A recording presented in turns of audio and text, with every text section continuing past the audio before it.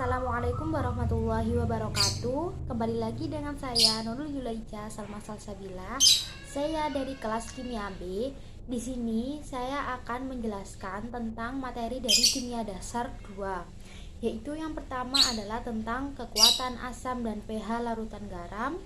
Yang kedua, solusi penyangga. Yang ketiga, kesetimbangan kelarutan. Dan yang keempat, kesetimbangan yang melibatkan ion kompleks. Materi yang pertama adalah tentang asam dan basa, yaitu tentang kekuatan asam dan pH larutan garam. Sifat molekul dan pH dari larutan garam. Ketika suatu senyawa dilarutkan di dalam air, maka senyawa tersebut akan mengalami proses pelarutan. Nah, ketika dia sudah terlarut, senyawa tersebut bisa memiliki sifat asam, basa, ataupun netral. Untuk mengetahui kekuatan asam, bisa diketahui dari kemampuan masing-masing senyawa untuk mendonorkan proton pada senyawa ion. Jadi, itu artinya semakin suka senyawa tersebut memberikan proton, maka kekuatan asamnya semakin tinggi. Selain itu, ada faktor-faktor yang mempengaruhi kekuatan atom. Yang pertama, yaitu pelarut yang digunakan. Yang kedua, suhu. Dan yang ketiga, struktur molekul dari suatu asam. Untuk jenis asam yang pertama adalah hidrida non-logam.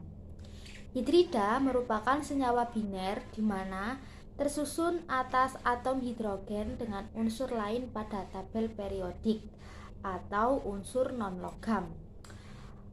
Unsur non-logam pusat ini terdiri dari golongan 5A, 6A, dan 7A. Dan juga ada faktor yang menentukan pada hidrida non-logam. Yang pertama adalah mudah tidaknya melepaskan proton, yaitu elektronegativitas dari non-logam pusat. Dan yang kedua, kekuatan ikatan antara E dengan H. Kekuatan ikatan dari atas ke bawah berkurang. Ikatan E dengan H semakin panjang dan lemah sehingga H+ mudah dilepaskan. Asam yang kedua adalah asam okso atau oxoacid. Oxoacid adalah senyawa yang memiliki atom hidrogen, oksigen, dan unsur lain atau biasa disebut dengan unsur E, di mana unsur E ini berperan sebagai posisi sentral. Senyawa oksida ini atom hanya akan berikatan dengan atom O. Jadi, panjang ikatan tidak terlibat dalam penentuan kekuatan keasaman. Asam-asam ini dicirikan oleh adanya satu atau lebih ikatan dari O dan H. Ada dua faktor yang menentukan kekuatan asam dari oxoacid. Yang pertama, elektronegativitas dari logam pusat. Yang kedua, banyaknya atom O yang mengelilingi E. Oxoacid dibagi menjadi dua.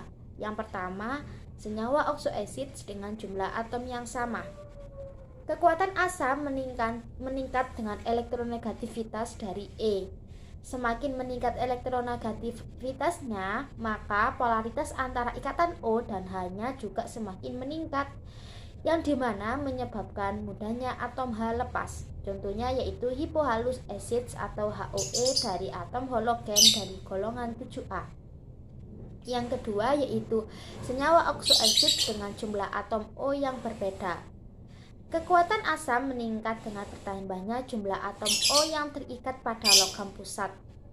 Atom O semakin banyak maka semakin besar pergeseran densitas elektron dan pada akhirnya senyawa tersebut mudah untuk melepaskan ion H+. Contohnya yaitu ada HOCl dengan HOCl03. Jenis asam yang ketiga adalah logam ion terhidrasi.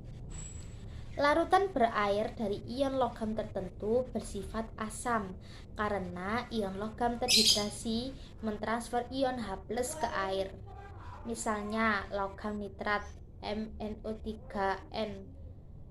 Karena larut dalam air, jadinya MnO3n plus H2O.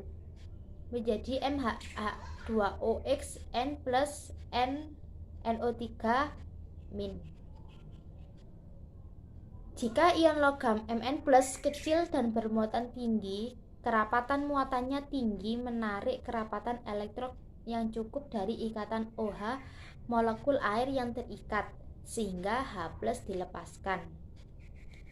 Jadi MnO3N plus XH2O menjadi MH2OX min 10HN plus min 1 plus H30 plus H3O plus.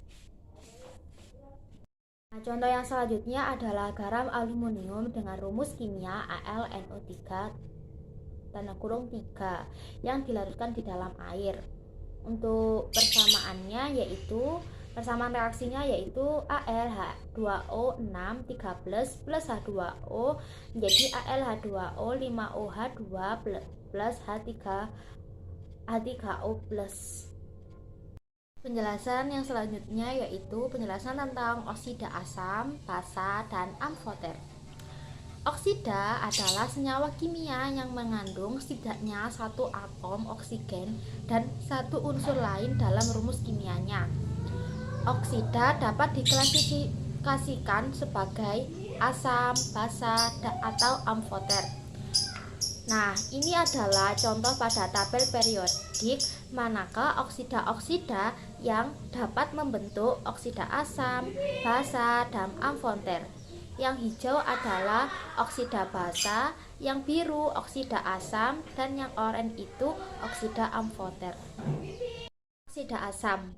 Oksida asam adalah oksida yang bereaksi dengan air membentuk asam.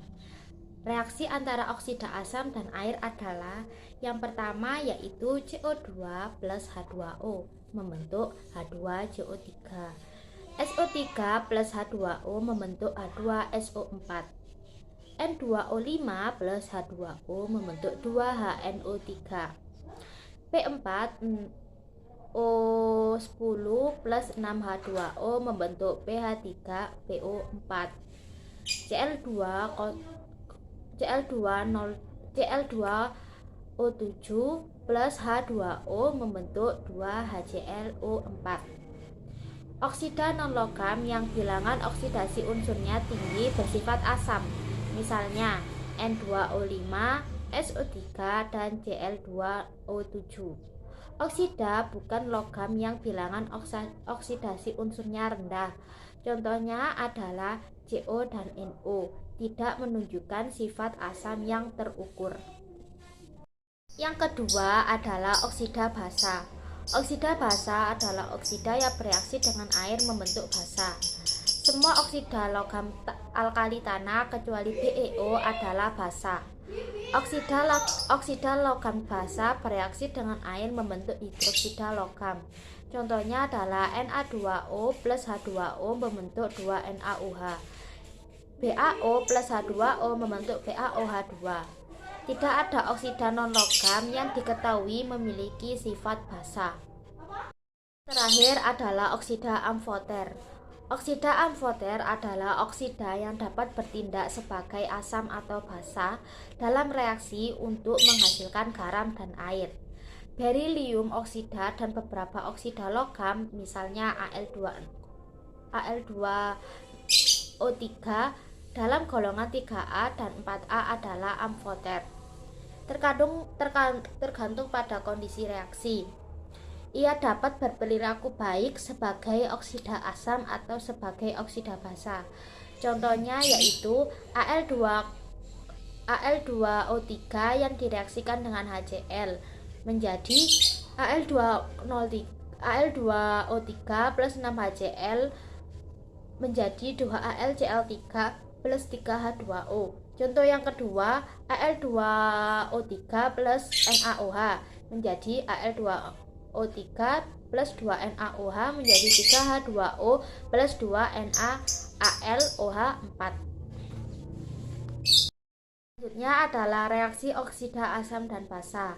Reaksi oksida asam dan basa menyerupai reaksi asam basa seperti pada normalnya karena produknya itu garam dan air. Contohnya, ketika CO2 direaksikan dengan NaOH, yaitu persamaan reaksinya CO2 plus 2 NaOH menjadi Na2CO3 plus H2O.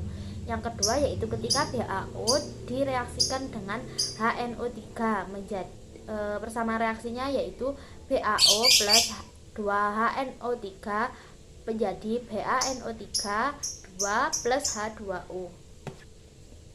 Selanjutnya adalah garam. Garam adalah senyawa ionik yang terbentuk dari reaksi antara asam dan basa. Contohnya HCl itu merupakan memiliki sifat yang asam ditambah NaOH yang memiliki sifat yang basa menjadi NaCl plus H2O. NaCl adalah garam. Yang kedua adalah HCN yaitu asam direaksikan dengan KOH yang merupakan basa menjadi KCN yaitu garam plus H2O. Yang ketiga HBr yang merupakan asam direaksikan dengan NH3 yang merupakan basa menjadi NH4Br yaitu garam.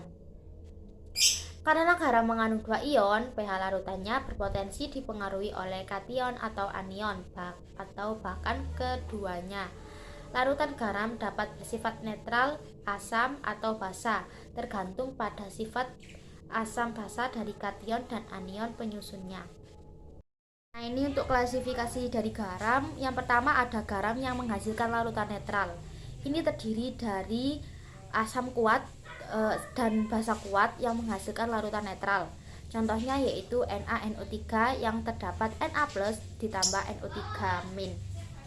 Yang kedua yaitu garam yang menghasilkan larutan asam, terdiri dari asam kuat dan basa lemah yang menghasilkan larutan asam. Contohnya yaitu NH4Cl yang terdiri dari NH4+ ditambah Cl-. Dan yang ketiga yaitu garam yang menghasilkan larutan basa, yaitu terdiri dari asam lemah ditambah basa kuat yang menghasilkan larutan basa. Contohnya yaitu NaCN terdiri dari Na+ dan Cn-. Yang keempat ada garam kation asam lemah dan anion basa lemah, terdiri dari asam lemah ditambah basa lemah yang menghasilkan larutan asam atau basa. Contohnya yaitu NH4Cn yang terdiri dari NH4+ ditambah Cn-.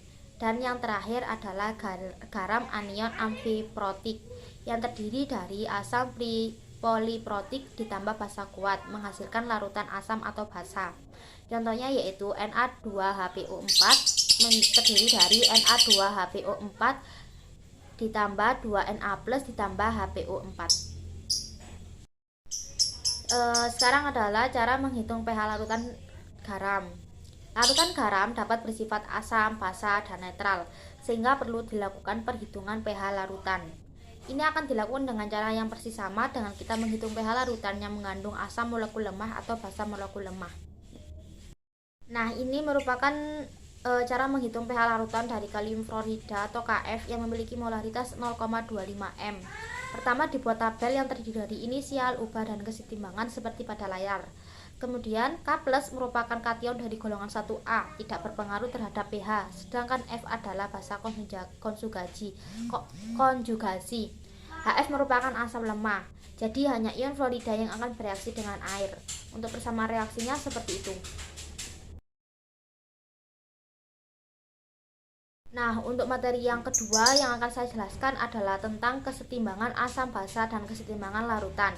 Materi yang pertama adalah dari solusi penyangga. Buffer atau larutan penyangga dapat menahan perubahan pH yang drastis dengan penambahan sedikit jumlah asam kuat atau basa kuat.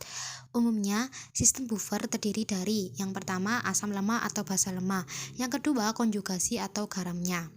Buffer bekerja karena sejumlah besar asam atau Ha dan basa amin. Komponen mengkonsumsi sejumlah kecil ditambahkan OH- atau H+ masing-masing. Asam dan basa yang membentuk buffer tidak boleh saling mengkonsumsi melalui reaksi netralisasi. Ada dua jenis larutan penyangga. Yang pertama, larutan penyangga asam umumnya terbuat dari asam lemah dan konjugatnya, seperti CH3COOH dan CH3COO- yang membentuk CH3COONA. Yang kedua, larutan penyangga basa umumnya terbuat dari basa lemah dan konjugasinya, seperti NH3 ditambah NH4+ membentuk NH4Cl. Beberapa asam dan basa lemah yang umumnya dan garamnya biasanya digunakan untuk membuat larutan buffer adalah yang pertama adalah asam asetat atau CH3COOH dan natrium asetat CH3COONA. Yang kedua, asam fosfat H3PO4 dan kalsium fosfat KH2PO4. Yang ketiga, asam oksalat atau H2C2O4 dan dinatrium oksalat Na2C2O4. Yang keempat, ada asam karbonat yaitu H2CO3 dan natrium karbonat NaHCO3 atau dan NH3 dan amonium klorida NH4Cl. Selanjutnya adalah kesetimbangan buffer asam dan basa. Dapat dilihat ada persamaan reaksi yaitu CH3COOH plus H2O menjadi H3O plus CH3CO-. Asam asetat merupakan asam lemah dan posisi kesetimbangannya cenderung ke kiri, karenanya konsentrasi ion asetat kecil. Menambahkan natrium asetat ke dalam larutan ini untuk meningkatkan ion asetat ekstra menjadi CH3CONA, CH3CO- plus Na+. Larutan akan mengandung hal-hal penting. Yang pertama, banyak asam asetat yang tidak terionisasi. Kedua, banyak ion asetat dari natrium asetat. Dan yang ketiga, cukup ion hidrogen atau H+ untuk membuat larutan bersifat asam. Ditambahkan dengan asam kuat, H+ bergabung dengan ion asetat untuk membuat asam asetat. Akibatnya, CH3CO- turun dan CH3COOH naik, karena sebagian besar ion H+ baru dihilangkan, pH tidak akan banyak berubah. Penambahan basa kuat, buffer menghilangkan ion OH dengan mereaksikan dengan H+ dari CH3COOH.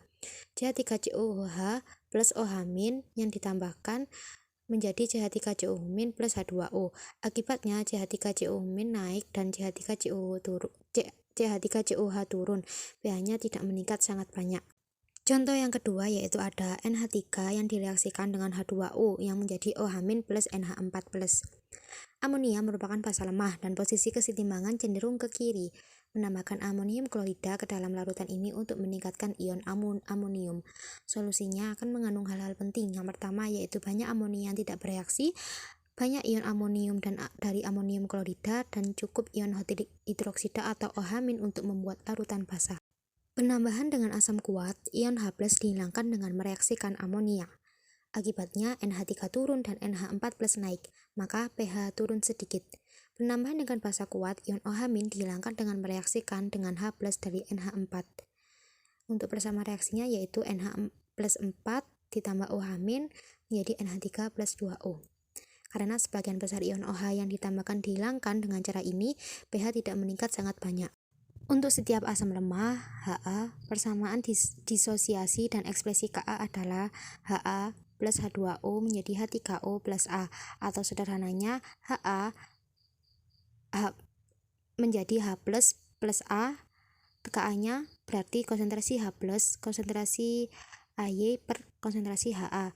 Diatur kembali, konsentrasi H plus sama dengan KaX, konsentrasi Ha per konsentrasi A.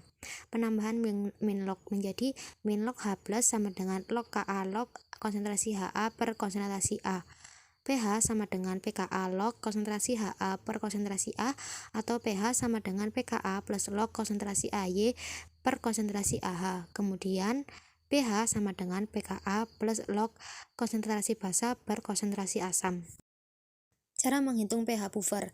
Misalkan ada 1 mol HCOOH dan 0,50 mol NaCHOO yang kemudian ditambahkan ke air, kemudian diencerkan hingga 1 liter. Hitung pH jika KaHCOOH sebesar 1,77 dikali 10 pangkat min 4. Caranya yaitu yang pertama, konsentrasi HCOOH yaitu 1 mol per 1 liter sama dengan 1 M. Terus NaCHOO itu terdiri dari Na plus dan CHO-. Untuk molnya sebesar 0,50. Untuk mencari konsentrasi NaCHOO yaitu sama dengan konsentrasi CHOO-. Berarti sama dengan 0,50 mol dibagi atau per 1 liter, yaitu sebesar 0,5 M.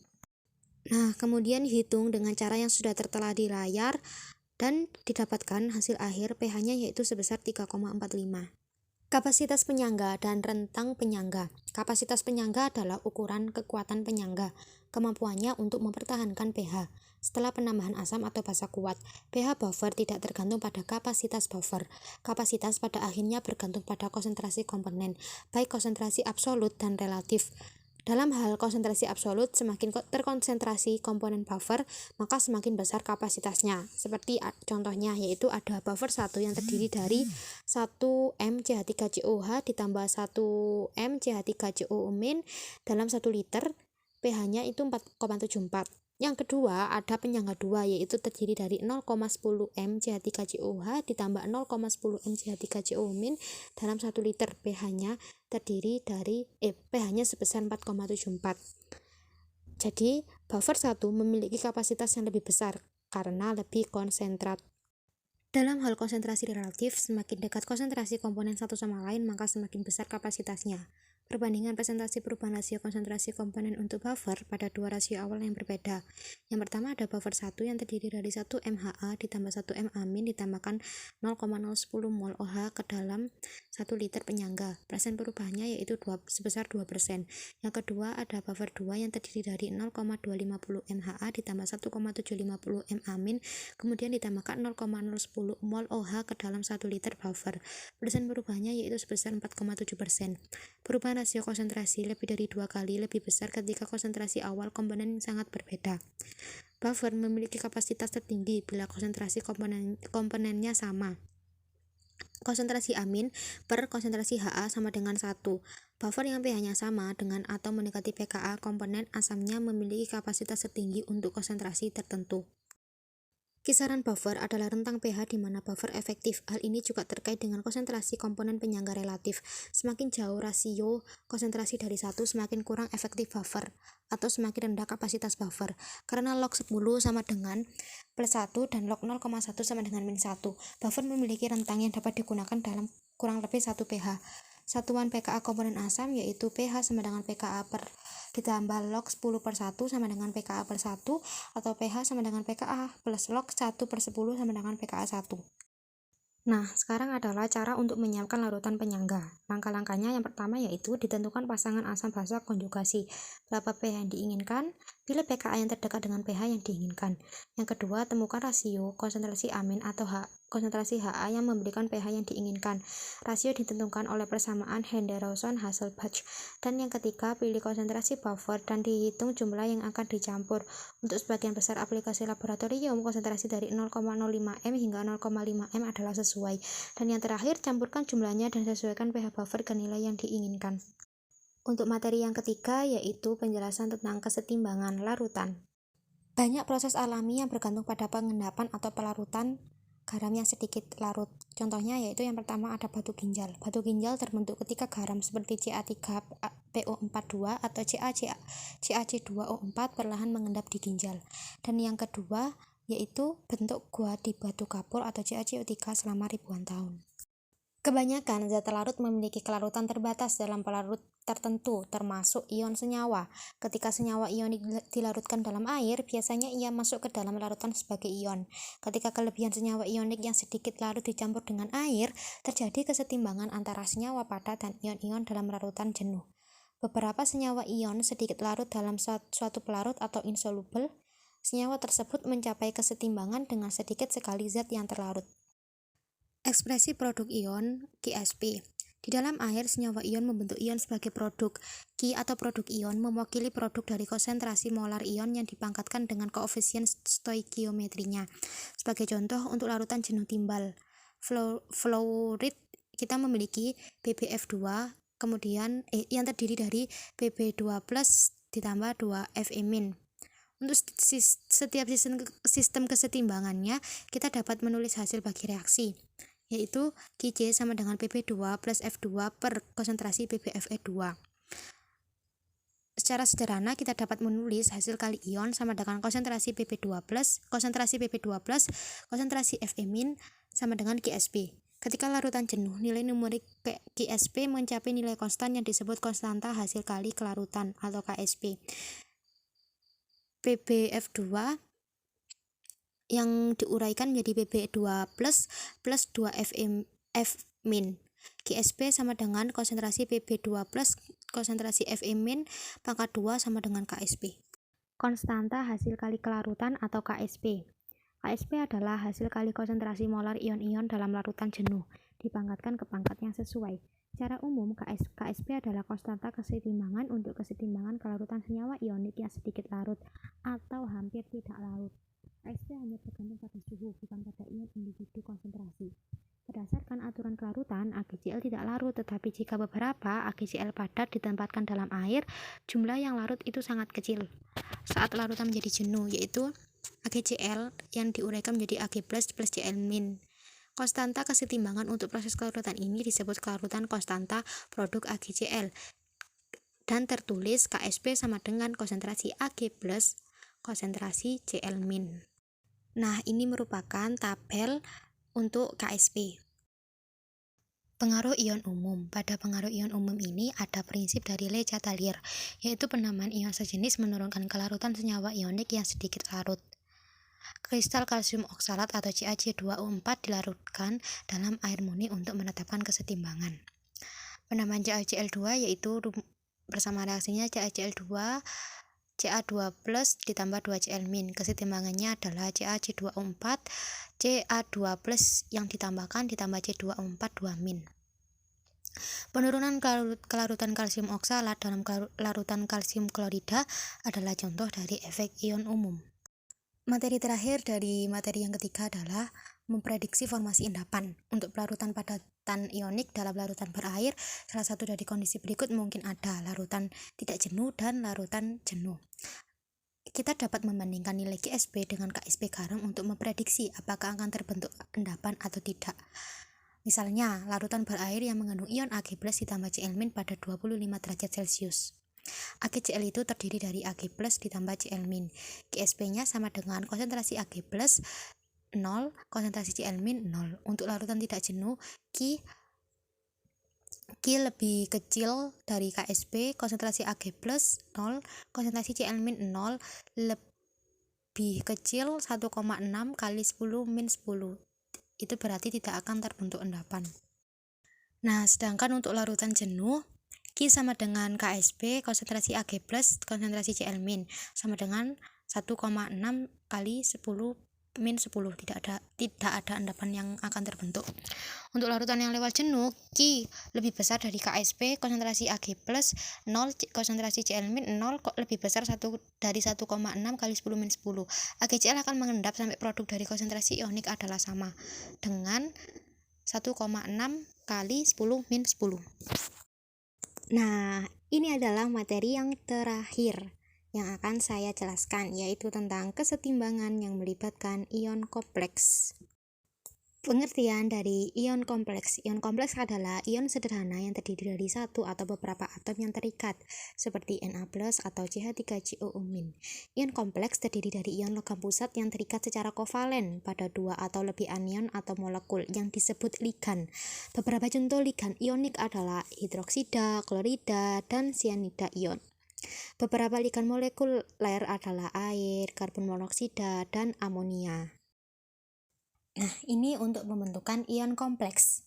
Logam transisi memiliki kecenderungan khusus untuk membentuk ion kompleks. Sebagai contoh, larutan kobalt 2, klorida atau CoCl2 yang awalnya berwarna merah muda, terus karena adanya ion CO, H2O62+, ketika ditambahkan HCl, larutannya menjadi biru akibat pembentukan ion kompleks CoCl4.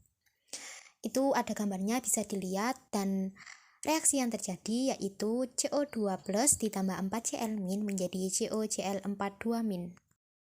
Ion kompleks dan kelarutan endapan. Ligan meningkatkan kelarutan senyawa ionik yang sedikit larut jika membentuk ion kompleks dengan kation. Misalnya, besi 2 sulfida sangat sedikit larut. FeS ditambah H2O menjadi Fe2+ plus HS- plus OH-. Ketika kita menambahkan beberapa NaCN1,0M, ion Cn bertindak sebagai ligan. Fe2 plus 6Cn- menjadi FeCN6, Kf-nya sama dengan 3 dikali 1035.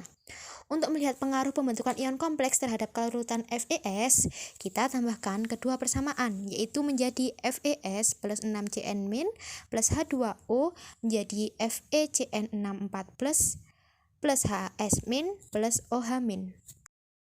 Dan kalikan konstanta kesetimbangannya. Keseluruhan sama dengan KSP. XKF sama dengan 8 kali 10 min 16. 3 dikali 1035 sama dengan 2 kali 1020. Disosiasi keseluruhan FeS menjadi ion meningkat pesat dalam keberadaan ligan. Itulah sedikit penjelasan dari 4 materi kimia dasar 2. Saya pribadi mohon maaf apabila ada kesalahan dalam penulisan kata atau kalimat dan dalam penyampaian materi. Sekian yang dapat saya sampaikan, semoga bisa bermanfaat bagi kita semua. Wassalamualaikum warahmatullahi wabarakatuh.